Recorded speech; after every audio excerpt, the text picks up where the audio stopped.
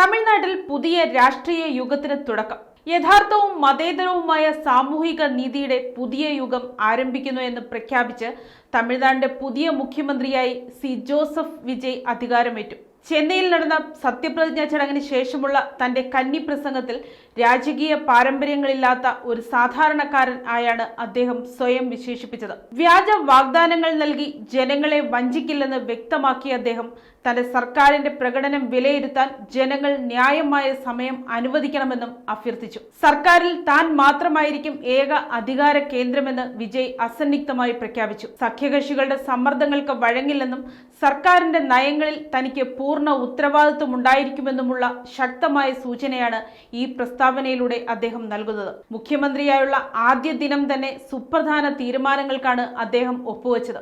ഗാർഹിക ഉപഭോക്താക്കൾക്ക് 200 യൂണിറ്റ് സൗജന്യ വൈദ്യുതി നൽകാനും സ്ത്രീ സുരക്ഷയ്ക്കായി പ്രത്യേക കർമ്മസേന രൂപീകരിക്കാനുമുള്ള ഫയലുകളിലാണ് അദ്ദേഹം ആദ്യം ഒപ്പുവെച്ചത്. 9 അംഗ മന്ത്രിസഭയിൽ യുവത്വത്തിനും പരിചയസമ്പത്തിനും തുല്യ പ്രാധാന്യം നൽകിയിട്ടുണ്ട്. കെ.എ. സെങ്കോട്ടയ്യനെ പോലുള്ള മുതിർന്ന നേതാക്കൾക്കും ഡോക്ടർ ടി.കെ. പ്രഫു എസ്. കീർത്തന തുടങ്ങിയ യുവമുഖങ്ങൾക്കുമൊപ്പം ടി.വി.കെയുടെ കോർ കമ്മിറ്റി അംഗങ്ങളായ ആദവ് അർജുന, എൻ. ആനന്ദ്, ആർ. നിർമ്മൽകുമാർ, കെ.ജി. അരുൺകുമാർ എന്നിവരും മന്ത്രിമാരായി സത്യപ്രതിജ്ഞ ചെയ്തു.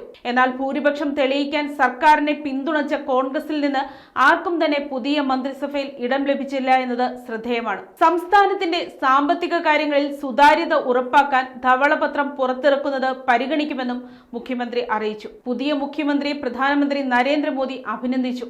ജനങ്ങളുടെ ജീവിത നിലവാരം മെച്ചപ്പെടുത്തുന്നതിനായി സംസ്ഥാന സർക്കാരുമായി ചേർന്ന് പ്രവർത്തിക്കുമെന്ന് അദ്ദേഹം ഉറപ്പു നൽകി. തെരഞ്ഞെടുപ്പ് സത്യവാങ്മൂലം പ്രകാരം 624 കോടി രൂപയുടെ ആസ്തിയാണ് വിജയ്ക്കുള്ളത്. ഇതിൽ 213 കോടി രൂപ സേവിങ്സ് അക്കൗണ്ടുകളിലും 100 കോടി രൂപ സ്ഥിര നിക്ഷേപങ്ങളിലുമായാണ് ഉള്ളത്. News desk, Kottarakkara media.